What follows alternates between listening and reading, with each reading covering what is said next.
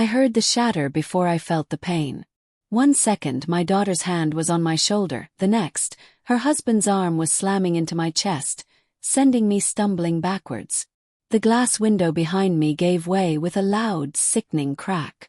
Cold shards cut into my arms as I fell through, landing hard on the porch. The night air stung my skin, but their words cut deeper. "You're nothing but a broke old burden." My daughter's voice, sharp and ice-cold, sliced into me. I looked up through the frame of broken glass. Her husband stood there with a smirk. His arm wrapped around her waist like they'd just done something righteous. I didn't fight back. My lips stayed sealed. I could feel warm blood trickling down my forearm, but my eyes didn't leave hers. They had no idea. No clue that while they mocked me, I was sitting on $30 million. Tears slid down my cheeks, hot and humiliating. I wasn't crying because of the pain. I'd lived through worse in 83 years. I cried because the child I had loved and raised could look me in the eye and toss me out like trash. I pulled myself up, the cold boards of the porch biting into my palms. My hands trembled, not from weakness, but from the weight of every memory. The birthdays I'd paid for, the hospital bills I'd covered, the roof I'd kept over her head when she couldn't keep a job. She shut the curtains on me like I was a stranger. That's when I knew. This wasn't just cruelty in the heat of the moment. This was planned. By the time the clock hit midnight, I had cleaned my cuts, brewed myself a cup of chamomile tea, and sat down at the mahogany desk in my study, the one piece of this house that was truly mine. I opened the bottom drawer, pulled out my old leather-bound notebook, and flipped to the contact page. There he was. Michael Carter, attorney at law. My lawyer for over 30 years. The man who had helped me build the trust fund and make sure every dollar was untouchable. Picked up the phone. "Michael, it's Evelyn," I said, my voice calm but carrying something darker underneath. "Activate it. Now." By morning their world had shifted. Their bank accounts, frozen. Their mortgage, suspended pending investigation. The luxury SUV in their driveway, flagged for repossession. Meanwhile my money, safe, growing quietly, untouchable. I didn't call them. I didn't show up at their door. I let them stew in confusion and rage. But deep down I knew this was just the opening move. Because they weren't going to take this lying down. And the knock that came at my door at 7:15 a.m. told me exactly how fast the storm was coming. The knock at 7:15 a.m. wasn't polite. It rattled the brass horseshoe knocker so hard I thought it might yank the screws clean out of the oak. I slipped on my glasses, smoothed the sleeve of my cardigan over the butterfly band-aids on my arm, and opened the door. 2 people stood on my porch, early light making their coats look too sharp for a summer morning. One wore a navy blazer and carried a leather folio. The other had a badge clipped to his belt. "Mrs. Evelyn Hart?" the woman asked, voice clipped. "Yes," I said, steady. "I'm Dana Price from Carter & Price," she said, gesturing to the folio. "Mr. Carter asked me to come in person. This is Officer Whitaker. May we come in?"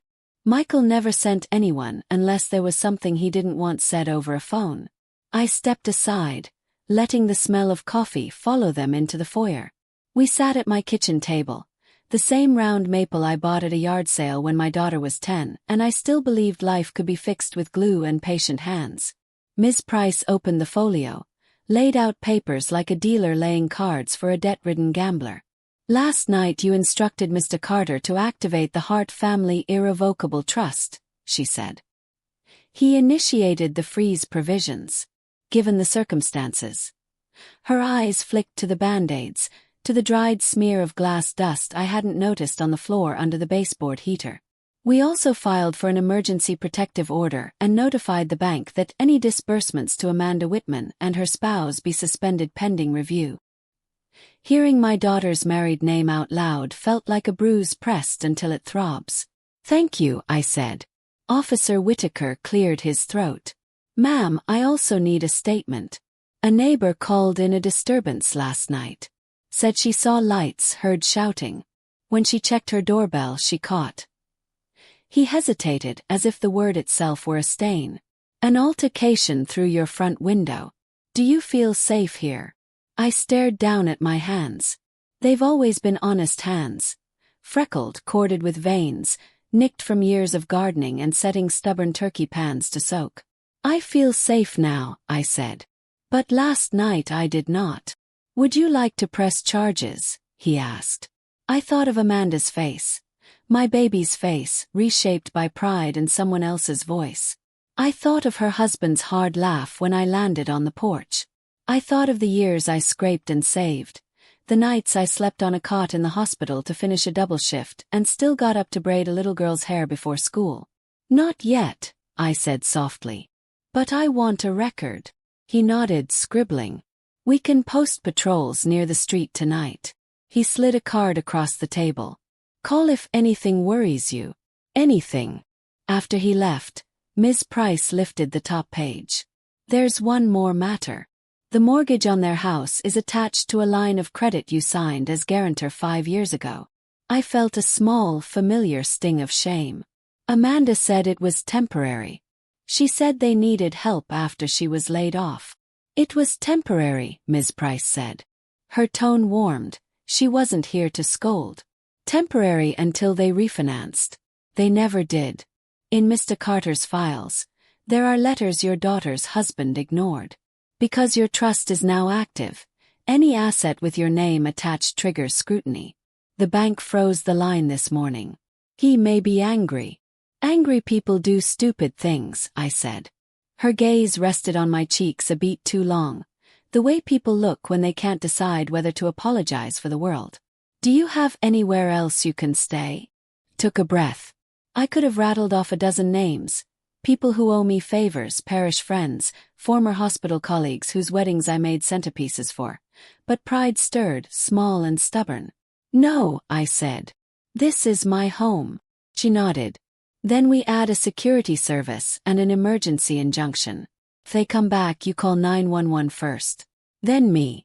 After she left, the house sighed back into its Sunday quiet. The hummingbird returned to the feeder outside the kitchen window, dipping its needle beak as if nothing in the world had ever been broken. I washed my cup and set it upside down to dry. Then, because it's how I've learned to survive, I took stock. I've always taken stock. At 23, I took stock of the tray of instruments in OR3 when the surgeon's hands shook after a long night. At 42, I took stock of the last $5 in my purse and chose a library fine over a missed electric bill. At 60, when my husband ran off with a dental hygienist who liked karaoke, I took stock of the house, the pension, the hard facts of an empty closet, and I found a way to keep the roof and the dignity. At 79, I met Michael Carter sitting across a battered oak desk downtown. His tie a little crooked and his smile calm.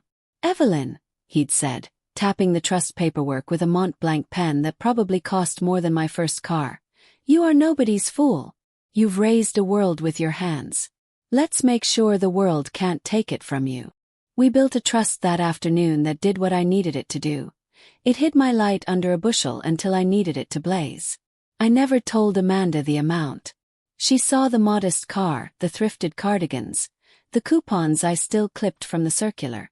She mistook frugality for need.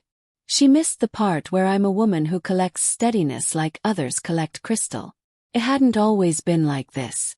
There was a time when my daughter's laugh was the first bell of spring, when she pressed dandelions into my hand and called them gold flowers, when she fell asleep on my shoulder at the movies and I carried her to the car because she was boneless with trust. Then the years thinned us. Choices layered over voices. A man whose handshake was too strong, whose jokes always had a victim, moved into her orbit. And slowly, I watched the girl I raised get edited by someone else's red pen. The memory broke off when my phone buzzed against the table. Unknown number. I let it ring once, twice, then answered. This is Evelyn. You think you can embarrass me? The voice was low, tightened by fury. You think you can freeze my accounts and not pay for it? Hello, Mark, I said. His name tasted like aspirin. You've got nothing, he hissed. You hear me? Nothing. You're old, you're broke, you're... I held the phone away from my ear and looked at the hummingbird, its green throat gleaming. Then I put it back. Mark, I said, quiet. You pushed an 83-year-old woman through a window. Silence. He hadn't expected the sentence to sit between us like a boulder. Keep your phone charged, he said finally. You're going to need it. The line went dead. I wrote it all down at the kitchen table, dates and times, the exact phrasing. Then I sent the notes to Michael and slid my copy into the leather notebook, the same one with the tab that says, in my crabbed handwriting, in case they think I'm weak. By noon the sun had warmed the porch boards and glittered on the glass I'd missed in the grass. I swept it into a dustpan, each tinkle a tiny goodbye to last night. As I was dumping the dustpan into the trash, a gray Subaru pulled into my driveway. Not Mark's truck. Not Amanda's sedan. The car eased to a stop. A woman in a floral blouse climbed out, smoothing her hair. Mrs. Hart, she called, gentle. Yes. I'm Andrea Hughes, with Family Services. She held up a badge. I got a call this morning. The caller, she checked a note, said they were worried about your safety. Blinked. Who called? Anonymous, she said. But they attached a video. Course. Doorbell cameras turn neighbors into historians. I let her inside. She took the armchair by the fireplace, the one with a tiny cigarette burn on the arm from a party in 1976 when we were all pretending love could solve anything. She looked around, not searching for dust but for the shape of a life. I grew up on this street, she said softly. Walked past this house every Halloween. You make the best oatmeal chocolate chip cookies. You're a liar, I said, smiling despite myself. They're store-bought dough. That's the best kind, she said, grinning. Then the grin faded, replaced by the careful face of a person whose job is to hold both empathy and law at once. I need to ask a few questions. I told her what I could without collapsing the part of me that wanted to scream. She listened. When I finished, she said, we can file an elder abuse report. It will attach to your protective order. If your daughter or her husband attempt contact, you're allowed to say no. Loud. You learn when you live long enough how permission feels in your bones. Sometimes it feels like a door you didn't know was locked swinging open on a warm day. She left me with a pamphlet I didn't need but appreciated anyway. After she drove away, the quiet felt wider. I ate a banana over the sink the way my late mother would have scolded me for, and decided to rest my eyes for 15 minutes. I woke to pounding. Not on the front door this time. On the side door that opens into the laundry room. Hard, insistent, then a rattle like someone testing the knob. I stood up too fast and the room tilted. The pounding came again, then a voice I knew by the way it shot through my ribs. Mom! Amanda! I walked to the laundry room slowly, each step measured, breath steady. Through the frosted glass I could see her outline. Slim, blonde like me. A shadow I would know anywhere even as it stepped wrong in every way that mattered. Mom, open the door, she said. The knob jumped in her hand. Please. I put my palm flat on the wood. Are you alone? Yes. Was. Yes, she said. Too fast. Try again, I said. He's in the car, she admitted. He's not coming in. Then you can come around to the front where the doorbell camera works, I said, and went to wait in the foyer. When I opened the door, she looked smaller than she had last night. Or maybe I was seeing her without the echo of his laughter making her larger than herself. Her mascara had smudged under her eyes, and she was wearing the navy fleece I bought her 3 Christmases ago that she said was too mommish. I have never loved a piece of clothing more. She stepped inside without waiting for me to step back like she has my whole life. Her gaze flicked to my bandaged arm and skittered away. Mom, what did you do? She whispered. Called my lawyer, I said. Activated the trust. The bank did the rest. Our cards didn't work this morning, she said, voice wobbling. At the grocery store. I had a cart full of food. People were staring. The checker kept saying it was an error. Mark was furious. She broke off, knuckling her mouth. You humiliated us. You humiliated yourself, I said, and I didn't say it to be cruel. I said it because I am 83 years old and there isn't time left for lies. Something flashed in her eyes, A quick, bright flare of the girl she'd been. Then it went dark again. "You can fix it," she said. "You can call them and undo it." "I could," I said. "But I won't." She laughed, a sharp, shocked sound like a glass ornament hitting the floor. "You won't. You're really going to do this? To your own daughter?" "To my own daughter who helped her husband throw me through a window," I said. "Yes. Mark says you're playing games," she said, voice hardening. "He says you're pretending to have money you don't. He says that trust is just a file full of paper and that you're doing this to control us." "If he knew how much money I have," I said, "he wouldn't be standing in your driveway right now. He'd be halfway to the county line." She blinked. "How much?" "Enough to stop breathing like this," I almost said. "Enough to put air back in our lungs if we remembered how." Instead I shook my head. "It doesn't matter. It matters if you love me," she said, and that was the old trick, the oldest one. Hold love like a hostage. Demand a ransom. "Love isn't a debit card," I said. She stared at me a long time, as if searching my face for a map she lost years ago. Then she said quietly, "He told me you'd say no." I went still. "He told you what?" "That you'd say no. That you'd try to keep the money away from us. That you'd choose the money over me." She looked down, shame pinking her throat. "He asked me to push you.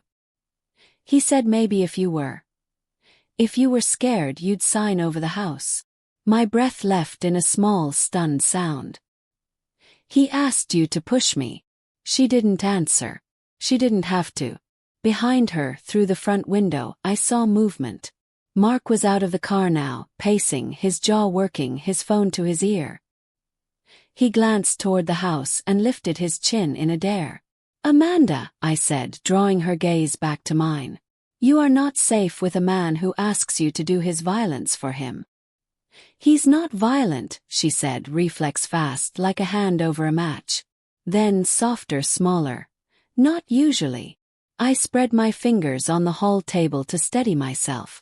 A photo in a silver frame sat next to my hand. Amanda at 6, gap-toothed, holding a goldfish in a plastic bag and laughing as if life was just a lane you skipped down. I wanted to reach into the glass and pull that child back out of time by the wrist. "Here's what is going to happen," I said.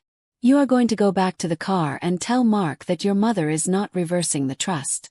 You are going to tell him that if he sets one foot on my porch, Officer Whitaker will have him in cuffs before he can say the word burden. And you are going to tell him that if he calls me again, I will press charges. Then you are going to drive to somewhere that is not with him, and you are going to call me when you get there." I swallowed. "I will help you. If you want help." She stared at me like she didn't understand the language I was speaking. Then she spun toward the door. "You think you can control everything," she said, a teenager for a flashing second. "You can't control me." "I never could," I said and watched her go. She climbed into the Subaru. Mark leaned in through her window, gesturing large, talking too fast. She said something, shook her head. He slammed his palm on the roof. She flinched. He got in on his side, and the car idled there, engine ticking like the world holding its breath. My phone buzzed. A text from Ms. Price. "Emergency injunction approved. Sheriff will serve protective order this afternoon. Also call me. It's important." Called. "Evelyn," she said without hello. "We found something when we pulled the refi file. Your daughter's husband attempted to submit a power of attorney on your behalf 6 months ago." "That's impossible," I said, the room narrowing. "I never." "It's forged," she said. "Sloppy, but good enough to fool a distracted clerk. Mr. Carter suspected something last winter when a small account you rarely use showed withdrawals you didn't authorize. He put a quiet hold on any POA filings as a safeguard, which is why the bank flagged all this so fast last night when you activated the trust. 6 months. 6 months they'd been rehearsing how to take the house from me while I taught Amanda the lemon bars recipe again because she said Mark loved them. I pressed my palm to my sternum. "There's more," she said. "The signature witness listed on the POA is your daughter." My hand dropped. "Evelyn." I'm here, I said, and the words came out thin. We're turning this over to the DA with your permission, she said. There's enough for a criminal fraud investigation. It's your call when to press it. I wanted to say yes so fast the phone would heat in my hand. I wanted to say no because the word daughter is a nerve you can't numb. What I said was, give me today. I hung up and looked out the window again. The Subaru was gone. The house settled around me, the way old houses do, shifting their bones when the weather changes. I made tea because there is not a single mood I've had that tea didn't at least sit beside politely. I carried the mug to the living room and set it on a coaster because even at 83 I fear the ghost of my mother's death. The doorbell rang. It wasn't Mark's angry smash. It wasn't a neighbor. It rang once, measured and official. When I opened the door, a man in a suit stood on my porch with a messenger bag and an apologetic expression. He was young in the way lawyers often are, not quite used to the weight of the briefcase in his hand. Mrs. Hart, he asked. I'm Trevor Lane, process server for the county. I have documents for you. He opened the messenger bag and withdrew a thick envelope. The seal read Superior Court of Polk County. What is it? Asked, throat suddenly dry. Petition for emergency conservatorship, he said. Filed by your daughter, Amanda Whitman, and her husband. I took the envelope. The weight of it surprised me. Paper can feel like a stone when it's meant to sink you. They're claiming you're no longer capable of managing your affairs, ma'am, he said, sympathy creeping in around the edges. There's a hearing scheduled for tomorrow morning. Tomorrow, I repeated. Yes, ma'am. He hesitated. There's a temporary order request attached. If the judge signs it today, they could. He cleared his throat. They could have temporary control until the hearing. Blood roared in my ears, like a train coming into a station. I thanked him, closed the door, and leaned my back against it. The envelope edges bit my palms. For a long minute, I didn't move. Then I walked to the desk, laid the envelope on the blotter, and picked up the phone. Michael, I said when he answered, voice steady because rage, when you're my age, turns to iron. They've filed for conservatorship. He swore softly. Then brisk. Okay. We respond now. We'll file an emergency objection and attach the doorbell footage and the police report. I'll prep testimony. We'll request a same-day hearing if the judge signs anything ex parte. I can be ready in an hour, I said. You don't have to go in today, he said. Let me do the first fight. I've been quiet long enough, I said. They think my silence is surrender. He was quiet a beat, then said, I always forget you were an OR charge nurse. You don't scare. I typed as he talked, notes neat and clinical. Dates, times, the color of the shirt Mark wore, the way Amanda's hand shook when she picked up the car keys, the exact phrasing of the insults, the sound of the glass giving way. I made a list of everything they'd borrowed and never returned. The mixer, the ladder, the ring light for some half-hearted YouTube channel. Then I made a second list. Everything I had given freely and with love. When I hung up, the house was too still. I went to the bedroom to change into slacks and a pale blue blouse, the one with mother-of-pearl buttons that make me look gentler than I feel. I stood at the mirror and pinned my hair the way my mother taught me in 1959 with 2 bobby pins and patience. A blonde grandmother in a tidy blouse looked back at me with a steadiness I could borrow. As I slid my notebook into my bag, the quiet cracked. Car door slammed outside. Voices on my lawn. Not Mark's harsh bark. A woman's voice, Amanda's, pitched high with something that might have been victory or panic. Another voice, male, official. I went to the window and drew the curtain 2 inches. A sheriff's cruiser was parked at the curb. 2 deputies stood near the gate.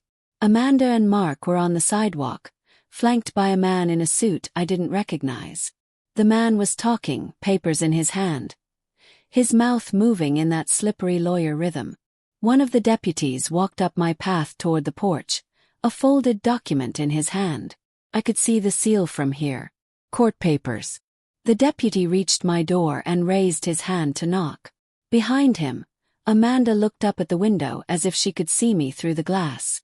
Her face was a strange new thing, determination strapped over fear like a tight dress. Mark stood too close to her shoulder, jaw set, eyes on the door like a batter at the plate. The deputy knocked once. The sound rolled through the house, as heavy as a gavel. "Mrs. Hart," he called, voice firm. "Sheriff's Department." I took one breath, then another. I reached for the knob. And as I began to turn it, my phone vibrated in my pocket. A text from an unknown number with a single attachment, a 30-second video clip. The preview image showed Mark's face, red with fury. His hand on my shoulder, the glass of my window a split second from shattering. The sender's text read, "You'll want this in the next 5 minutes. I'm on your side." I looked back at the door, at the deputy waiting with that paper that could steal my name if I let it. Then I hit play. The deputy knocked a third time, louder. "Mrs. Hart, we need you to open the door now." I opened it halfway, phone still in my hand, the video loading, the frame frozen on the moment before the fall. "Good morning, deputy," I said, and my voice didn't tremble at all. "Before you say a word, you're going to want to see this." Because what played in the next breath was not just Mark's hand shoving me through the glass. It was Amanda's voice, clear, crisp, and unforgiving, saying the 5 words that could decide everything tomorrow. "Push her harder. Sign after." The deputy's eyes locked on my phone screen. He leaned in slightly, the faint scent of his aftershave mixing with the smell of morning coffee still clinging to my kitchen.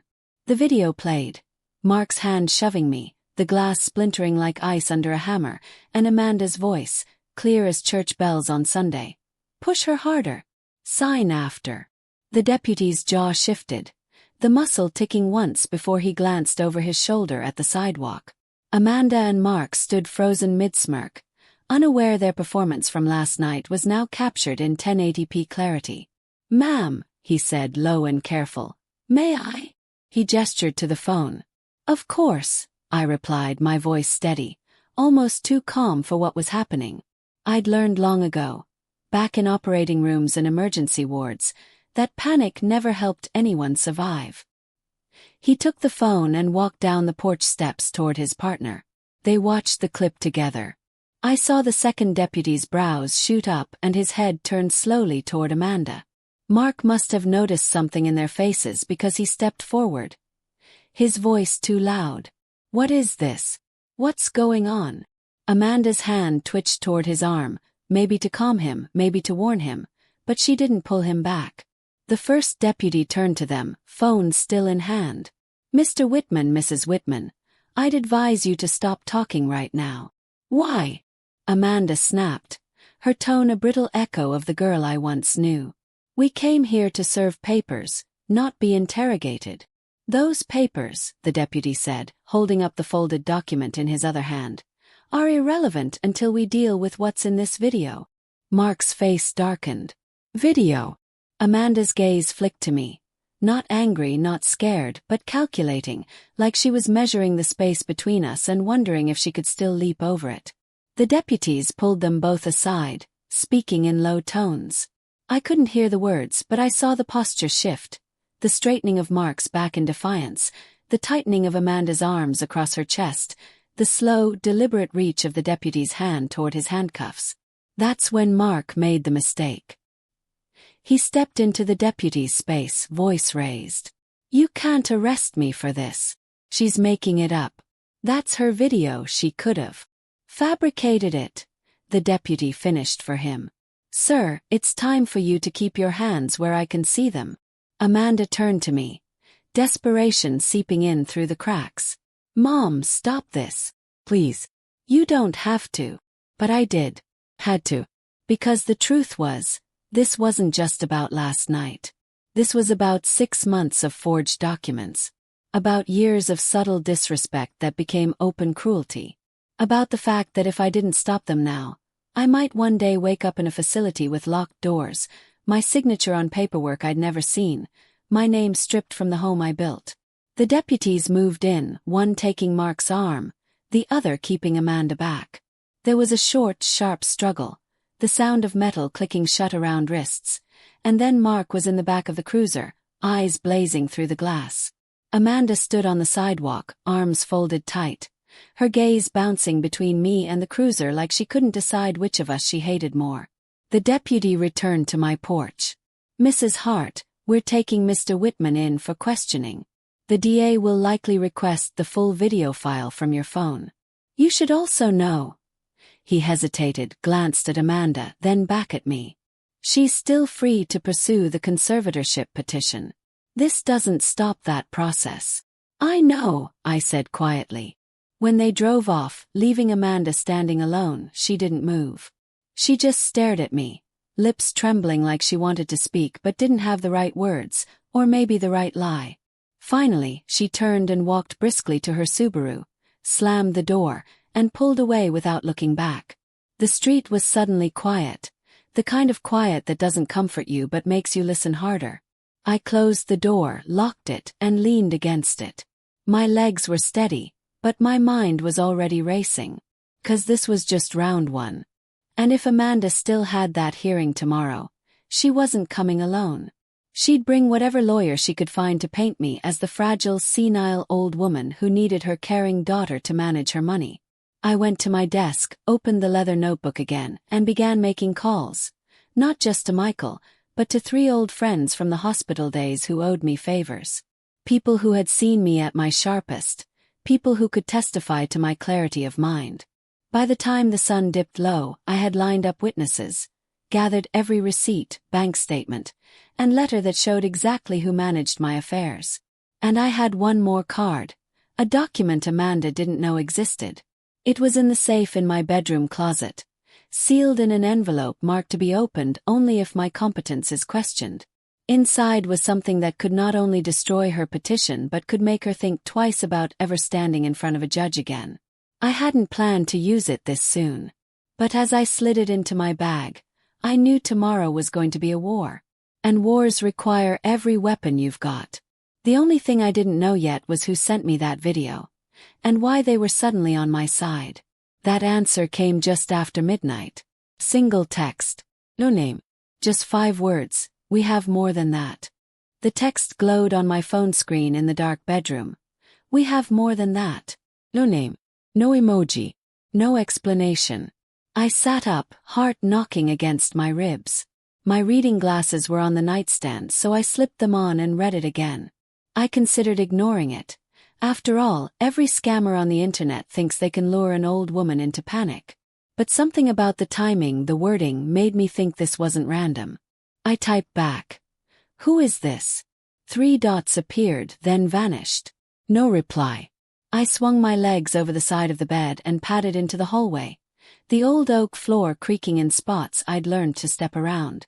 In the living room, the moonlight coming through the broken window cast silver shards on the rug. I stood there, the phone still warm in my hand, thinking about the video. That clip hadn't come from my phone. I hadn't been recording when Mark shoved me, which meant someone else's camera had caught it. A neighbor, maybe. But the audio had been too clean for a doorbell mic across the street. Whoever recorded it had been close. Too close. The phone buzzed again. This time it was a photo. It showed Amanda and Mark in my driveway 2 nights ago. I was in the background, unloading groceries from the trunk of my Buick. The image was sharp enough to see the veins in the leaves of my lilac bush. "You think last night was the first time they tried?" The new text read. My stomach dropped. I zoomed in on the photo. Amanda's eyes weren't on me. They were on Mark, and his hand was closed around something in his pocket. I typed back, fingers stiff. "Why are you sending me this?" The reply came quick. "Because tomorrow they'll try to make you look incapable. We can prove they've been planning this for months." Before I could respond, my phone rang. No caller ID. Against every bit of common sense I had, I answered. A voice. Female, low, urgent. "Mrs. Hart, you don't know me. I'm Rebecca Miles. I live 3 doors down from Amanda. I've seen things. Heard things. Mark isn't just after your house. He's after your trust fund." My grip tightened on the phone. "And how would you know about that?" "Because he bragged about it," she said. "To my brother. Said once the papers were signed, you'd be in a home and they'd be living in the big place on Monroe Street. He's been asking around for someone who could forge your signature. I've been recording when I could. But I was scared to come forward until I saw what happened last night. The line went quiet except for her breathing. Rebecca, I said carefully, would you be willing to come to court with me tomorrow? Then, yes. But there's more you should know. Amanda isn't just following his lead. She's the one who told him you keep the trust separate from your estate. She said she deserved it because you wouldn't help her buy a lake house. Closed my eyes. My own daughter. The pieces fell into place, each one heavier than the last.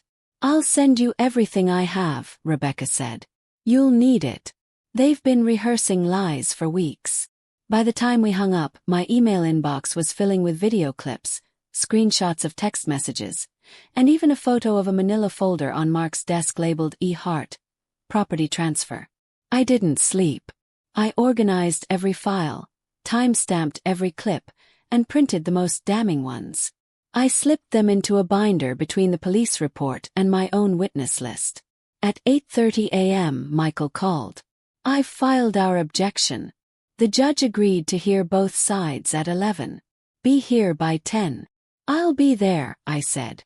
My voice didn't shake. By 10 sharp, I was walking into the courthouse, my blue blouse pressed, my hair neatly pinned. Michael was waiting at the security checkpoint, his briefcase bulging. You look ready for battle, he said. I am. We stepped into the courtroom at 10:40.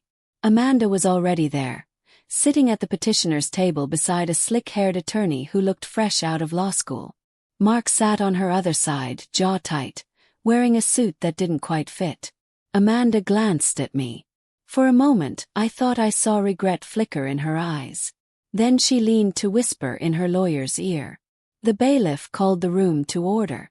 The judge, a tall man with silver hair, took the bench.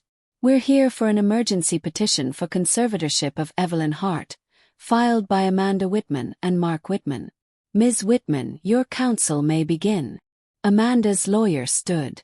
Your Honor, my client is deeply concerned about her mother's mental state and financial management.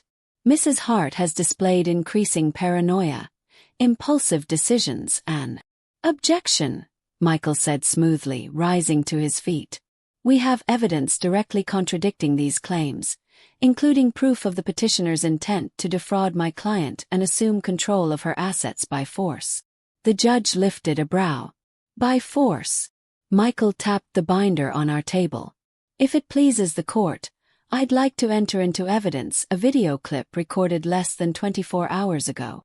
Mark's head snapped toward Amanda. Her lawyer's smile faltered. The judge nodded. Proceed. Michael crossed to the clerk, handed over my phone, and the video played on the large screen. The sound of glass breaking filled the courtroom. Mark's shove, my stumble, Amanda's voice. Push her harder. Sign after. Gasps rippled through the small audience. Amanda's lawyer shot to his feet.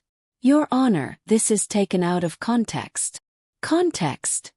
The judge said, voice sharp. What context justifies shoving your mother through a window? Amanda's face drained of color. Mark muttered something under his breath, earning a warning look from the bailiff. Before anyone could recover, Michael held up another exhibit. And if the court requires further proof of intent, we have recordings from a neighbor documenting the petitioners discussing forgery, asset seizure, and removing Mrs. Hart from her home. The judge leaned back. Play it. Rebecca's voice came through the speaker, clear as a confession booth. Mark bragging, Amanda agreeing, their plans laid out like a shopping list. By the time the audio ended, Amanda was staring at the table, her knuckles white. The judge's gavel came down once, the sound echoing. Petition denied. This matter is referred to the district attorney's office for investigation. Court adjourned. It was over, or so I thought. As we gathered our things, Michael leaned close. You won this round. But Rebecca's files. There's something bigger in there. Something we need to talk about. He frowned. Bigger than attempted fraud. He glanced toward Amanda and Mark, who were whispering furiously to each other. Much bigger. The kind of thing that might explain why they were desperate enough to push you through a window. I followed his gaze. And in that moment, I realized neither of them looked defeated. They looked scared. "Michael," I said, "what did you find?"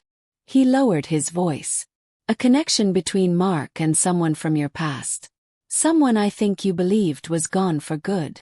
And just like that, my victory felt like the opening shot in a war I hadn't even known I was fighting. Michael didn't speak again until we were out of the courthouse and halfway down the marble steps. He glanced over his shoulder, scanning the crowd as though expecting someone to follow us. His grip on the briefcase was tighter than usual, his knuckles pale. "Evelyn," he said finally, his voice pitched low. "Do you remember a man named Richard Lane?" The name hit like the smell of rain before a storm, sudden, heavy with memory. I hadn't heard it in more than 30 years. My mouth went dry. "Yes," I said slowly. "I remember." Richard Lane had been a shadow in my life back when my late husband was still alive. A slick businessman with a kind of smile that could charm widows and rob them blind in the same breath. He'd convinced us, mostly my husband, to invest in some can't-fail real estate venture. We nearly lost the house. It took every bit of my nursing overtime and an emergency loan from my brother to dig us out. When the courts came for him years later, Richard vanished before the trial, leaving behind nothing but angry creditors and whispered rumors that he'd skipped the country. Michael's expression confirmed my suspicion before he even spoke. "Mark is Richard Lane's nephew." The noise of the street faded until I could only hear my own pulse. "Are you certain?" I asked, though I knew he wouldn't say it unless he was. He nodded. "Rebecca's recordings include Mark bragging about finishing what his uncle started. I ran his birth records. His mother was Richard Lane's sister." I stared out at the traffic, the pieces clicking into place so fast they made me dizzy. The too-good-to-be-true charm when Mark first met Amanda. The way he pushed her to take financial risks, then swooped in to help when she failed. The forged paperwork. The calculated cruelty. "This wasn't just about the money," I said quietly. "It was personal." Michael's jaw tightened. "It's revenge wrapped in greed. Richard lost his chance to take you down decades ago. Now his nephew thinks he can do it for him." I let that sit in my chest, heavy but clarifying. "Then we make sure he fails. Publicly." We reached his car, and Michael pulled a manila folder from his briefcase. "Rebecca didn't send me everything over email. She handed me this in person this morning. Evelyn, you should see what's inside." I opened the folder right there on the sidewalk. Inside were grainy photographs, security cam stills, time-stamped late at night, of Mark meeting with a man in a parking garage.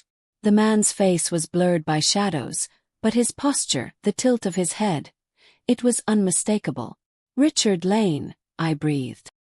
"He's alive." Michael nodded grimly. "And apparently back in the country. If the DA sees these, it's not just Amanda and Mark facing charges. Richard could go down too." Sudden thought chilled me. If Richard's back, he's not going to sit quietly while his nephew fails. He'll escalate. Michael shut the folder and looked me straight in the eye. "Then we need to get ahead of him.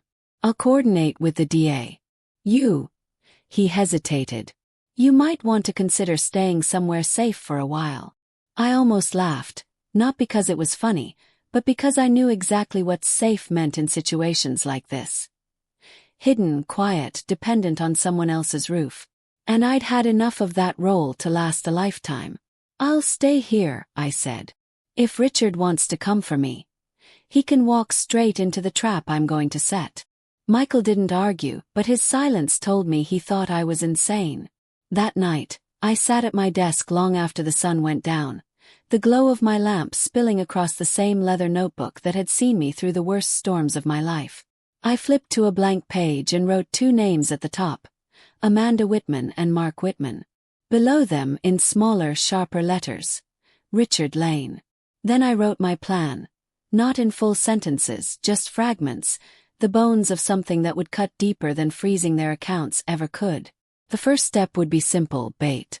I'd make it look like I was moving the trust fund, all 30 million, into a vulnerable account. An account I'd deliberately leave open to prying eyes. If Richard was watching, and I had no doubt he was, he'd see his chance. And when he took it, I'd have every camera, every legal safeguard, and every witness ready. By midnight the plan was set.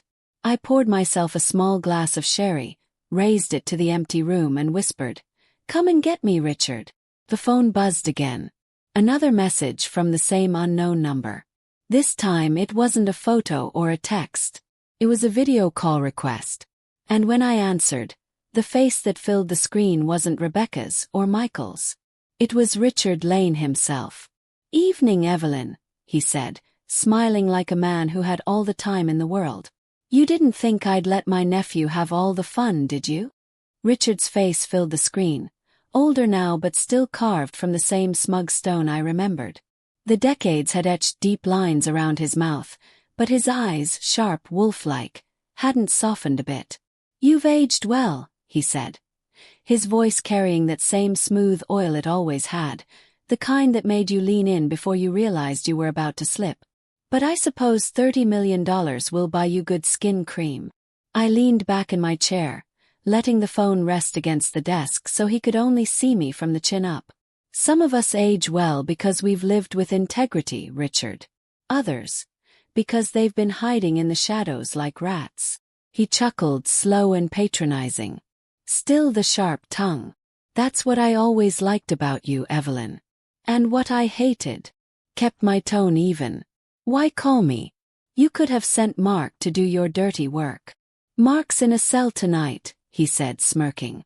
"A minor inconvenience. He'll be out. And when he is, you and I will finish what should have been finished 30 years ago." I studied him carefully.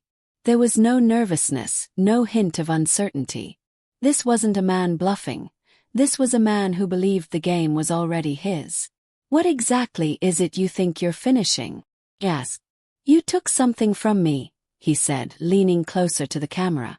"Back then you ruined my best deal. You cost me a house on the lake, a fleet of cars, and my ticket to early retirement. All because you couldn't keep your nose out of business that wasn't yours." I remembered it differently. How he'd nearly bankrupted half a dozen families. How I'd handed the evidence to the district attorney myself. "You call that business," I said. "I call it theft." "Semantics," he replied with a shrug. "But now you've gone and made it personal again. You froze my nephew's accounts. You embarrassed him. And you." His voice sharpened like a blade.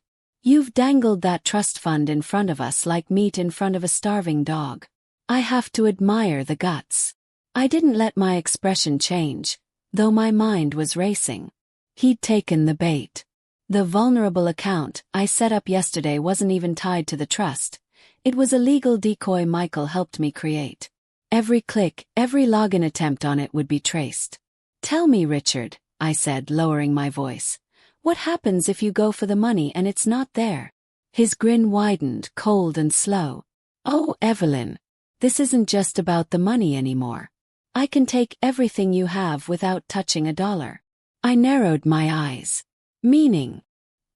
He leaned back, folding his hands like a man settling in for a story. "Let's just say, people believe what they see. And if they see the right documents, the right videos, the right..." He made a vague motion with his fingers. "Testimony, they'll believe you're not fit to manage a dime. Or yourself." "You're talking about fabricating evidence," I said. He smiled without denying it.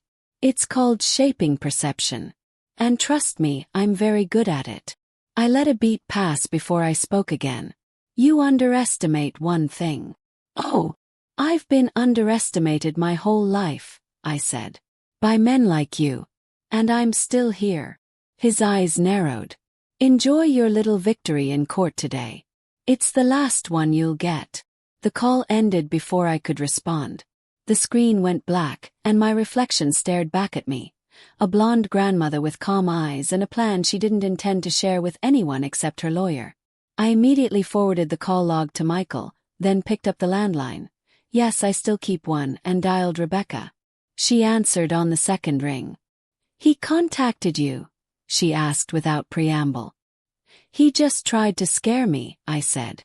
And he as much as admitted he's coming after me with forged evidence. Then you need to see what I just found, she said. I've been going through an old hard drive of my brother's. He used to do freelance security system installs. Guess whose house he set up cameras in about 2 months ago? I gripped the phone tighter. Whose? Mark and Amanda's. And Evelyn. One of the cameras was in their home office. Still cloud synced. There are recordings of them meeting with Richard. And one of those meetings, they're literally practicing how they'll testify in court about you being confused and forgetful. A slow, fierce smile tugged at my lips. Send it all. Every file. I'll bring it in person, she said. Tonight. Don't open the door for anyone else until I get there. After we hung up, I sat in the dim light of the study, the weight of what was coming pressing down on me. Richard wasn't going to stop. Amanda wasn't going to walk away. And Mark, when he got out, would come back twice as angry. But now I had something they didn't know I had. The proof of their planning. The proof that could not only end their bid for my fortune but could put Richard Lane exactly where he should have been 30 years ago. Behind bars. By the time the clock hit 11:17 p.m., I'd loaded my binder with the new evidence Rebecca brought. We drank tea at my kitchen table. Her hands trembling as she slid a flash drive across to me. There's one more file on there, she said quietly. You'll know it when you see it. What is it? Her eyes met mine uneasy. Something that proves Richard's plan isn't just about you anymore. He's going after someone else too. Someone close to you. The flash drive felt heavier than its size should allow. At 2:03 a.m., unable to sleep, I plugged it into my laptop. I found the folder and opened the last file. It was a short video, only 15 seconds long. But the moment I saw the face on the screen, my blood went cold. It wasn't me they were talking about in that clip. It was my granddaughter. The video started in the middle of a conversation. Richard's voice was low but sharp, the kind of tone that makes everyone else in the room lean in to listen. She's young, she's naive. If we get to her first, Evelyn will fold, he was saying. The camera caught a partial view of Amanda, sitting forward in her chair. She'll come running if she thinks Sophie's in trouble. Trust me. Mom still has that soft spot for her. Mark laughed in the background, a short, mean laugh that made my stomach tighten. Then we use it. We get Sophie to stay with us for a weekend. We plant a few stories in her head about Grandma being confused, losing things, maybe even hitting someone. She goes back to school and tells her friends, her teachers. By the time we're done, Evelyn will be begging to sign over control just to stop the rumors. Amanda smirked. And if she refuses? Richard's voice turned colder. Then we make it look like she hurt Sophie. Nothing that leaves a mark, just enough to get CPS involved. The moment they open an investigation, her public image is gone. Even if she fights it, she'll be drained, humiliated, and alone. The clip ended there. My hands were trembling, but not from fear. From the kind of fury that makes you see everything in sharper detail. The texture of the desk under my palm, the tick of the clock on the wall, the distant hum of the refrigerator. Sophie. My sweet, stubborn, bright-eyed granddaughter. The one person in that entire family who still ran into my arms at Christmas. Still called me on Sundays just to talk about nothing. She was 13 now, still young enough to be influenced, old enough to be used as a pawn in their kind of scheme. Rebecca's voice broke into my thoughts. Evelyn.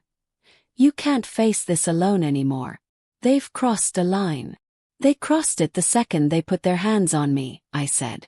My voice was steady, but inside something had shifted. But Sophie. Sophie's off limits. Called Michael immediately. It was well past midnight, but he answered on the second ring. When I told him what I'd just seen, there was a pause. Then, we can go to the DA first thing in the morning. We'll add this to the fraud case. If they even hint at contacting Sophie, we'll have a restraining order in place before lunch. That's not enough, I said. They'll find a way around it. Richard doesn't play by rules. Michael hesitated. What are you thinking? I'm thinking we make them think they've already won, I said slowly. We let them believe I'm scared enough to negotiate. And when they take the bait, we have them recorded threatening Sophie. That's when we close the door on all three of them. That's dangerous, Evelyn. They're unpredictable. So am I. He sighed, but I could hear the faint smile in his voice. All right. If we're doing this, we're doing it my way. Controlled environment, witnesses, law enforcement on standby. We agreed to set it up for the next evening. Rebecca would act as the go-between, telling Amanda I was willing to talk privately about ending the trust fund dispute. They'd think they were coming to negotiate my surrender. Instead, every word would be captured on hidden cameras and audio, with officers ready to step in the moment they crossed the line. The next 24 hours felt like walking a tightrope over open flame. I went about my morning as usual, feeding the birds, watering the garden, even baking a batch of oatmeal cookies Sophie loved. But every movement was deliberate, every step part of the trap I was setting. By 7 p.m. the stage was ready. Michael had secured a small conference room in an unused wing of the courthouse, neutral ground that could be easily monitored without tipping them off. I sat at the table in my pale blue blouse, a legal pad in front of me, looking every bit the weary grandmother ready to give in. At 7:12 the door opened. Amanda walked in first, her eyes flicking around the room. Mark followed, his smirk firmly in place. And then behind them Richard, taller than I remembered, but carrying the same air of practiced arrogance. They sat across from me. "Let's make this quick," Richard said, leaning back. "We'll take control of the trust. You keep a stipend, say $100,000 a year, and in exchange we keep Sophie out of this. Everybody wins." I tilted my head. "And if I don't?" Amanda's smile didn't reach her eyes. "Then Sophie stays with us for a while. Long enough for certain stories to spread. You know how people talk." Mark chuckled. "One wrong word from her, and your reputation is toast. You'll be the crazy old woman who can't be trusted around kids." I leaned forward slightly, my hands folded on the table. "You'd really drag a 13-year-old into your mess just to get to me?" Richard's grin was ice. "She's just a piece on the board, Evelyn.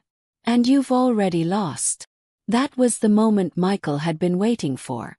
From the corner of the room, the door burst open, and two uniformed officers stepped in. "Richard Lane, Mark Whitman, Amanda Whitman, you're under arrest," one of them said. "Charges include conspiracy, fraud, elder abuse, and attempted coercion of a minor." The shock on Amanda's face was instant, raw. Mark swore under his breath. Richard just smiled faintly, like a man already thinking about his next move. As they were led out, Richard glanced over his shoulder at me. "This isn't the end, Evelyn." I met his gaze without blinking. "It is for you." But even as I said it, I knew he wasn't bluffing. Men like Richard Lane didn't stop because they were caught. They stopped when they had nothing left to lose. And the look in his eyes told me he still had plenty. Richard Lane was behind bars less than 24 hours, but by the time the sun rose on the second day, I knew he was already moving pieces from inside. Started with the phone call. Michael was at my kitchen table, sifting through the mountain of paperwork we'd collected for the DA, when my landline rang. I glanced at the caller ID, unknown number. Normally I wouldn't have answered, but something in my gut told me to pick it up. "Evelyn Hart," I said. "Oz." Then a voice I didn't recognize. Male, mid-40s, clipped and cold. "Mrs. Hart, Mr. Lane sends his regards. He wants you to know that bars don't keep him from reaching the people you care about." My grip tightened on the receiver. "If you're threatening my granddaughter." "Not a threat," he interrupted. "Just a reminder that Sophie still has to go to school. Accidents happen. Wrong place, wrong time." Michael was already mouthing, "Who is it?" I held up a hand. "What does Richard want?" I asked, my voice as steady as I could make it. Loan. No lawyers, no police. He says if you come to see him at the county jail this afternoon, he'll make sure Sophie stays safe. If you don't, well, like I said, Accidents. The line went dead. Michael's face darkened. You're not going alone, Evelyn. That's exactly what he wants, to get you in a room without witnesses. I know, I said, setting the phone down. And that's exactly what we're going to give him. Only this time it would be my terms. By 2 p.m. I was walking into the Polk County Jail, my cardigan buttoned neatly over my blouse, my leather notebook tucked under my arm. Michael was in the building, but in a separate observation room with 2 detectives and a live feed of everything that was about to happen. The guard led me into a visitation booth with thick plexiglass between us. Richard was already seated on the other side, looking infuriatingly comfortable in his orange jumpsuit. Evelyn, he said, as though greeting an old friend. I knew you'd come. I came, I replied, sitting down, because I wanted to see the man who thinks threatening a child is leverage, not desperation. He smirked. Desperation. Hardly. You've always been sentimental. I knew the moment I mentioned Sophie, you'd move mountains to protect her. That's your weakness. I leaned forward. And do you know what your weakness is, Richard? He arched a brow. You talk too much. Before he could respond, I reached into my cardigan pocket and pulled out the small digital recorder I'd hidden there. The red light was still on. I placed it on the counter between us, facing him. Richard's expression didn't change, but I saw the flicker in his eyes, the split-second calculation of whether he'd just incriminated himself. You think that'll hold up in court, he said. Smiled. Oh, it's not just audio. This booth's wired. There's a camera over your shoulder, another under the table. And every word you just said is already on its way to the DA's office. For the first time since this began, Richard's composure slipped. It wasn't much, just a tightening around his mouth, a slight shift in his seat, but I saw it. You think you've won, he said finally. But there are others. People you don't even know about. This isn't just me, Evelyn. I'm part of something bigger. I didn't flinch. Then you tell them they're next. The guard appeared at my side, signaling the end of the visit. As I stood, Richard leaned closer to the plexiglass. This isn't the end, he murmured. It's the opening move.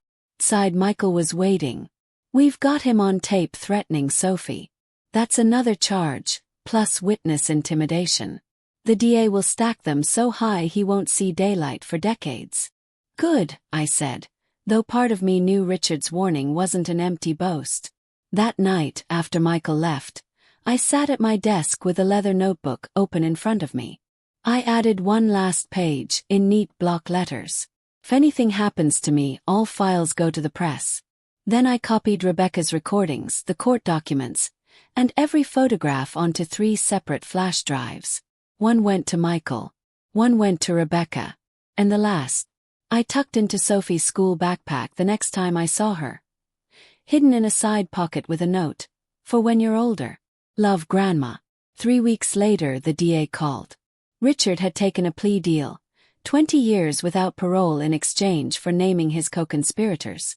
Amanda and Mark were on that list. When I walked out of the courthouse that final day, Sophie was waiting on the steps. She ran into my arms, holding on tight. Mom says you're the strongest person she's ever met, she whispered into my shoulder. I kissed the top of her head. I'm just someone who doesn't let people take what's hers. But as I held her, I knew the truth. Strength isn't just in fighting back. It's in making sure the people you love have a life untouched by the shadows you've had to walk through. And for the first time in months, I let myself breathe. Richard was gone. Amanda and Mark were gone. The trust fund was intact. And Sophie was safe. For now. Because in this world, peace isn't permanent. It's a season. And you guard it fiercely while it lasts. If this story reminded you of the power of standing your ground, of protecting what matters most no matter the odds, I'd love for you to share it. Your story matters too. And one day it might save someone else's life. They think it's over. They think locking Delilah away and silencing Richard's voice is the end of my story. But last night, under the light of the street lamp, I saw a figure watching my house. The same white sedan idling by the curb. Whoever it is, they're not done with me. And when I find out who sent them, you'll be the first to know. Tell me, should I keep going?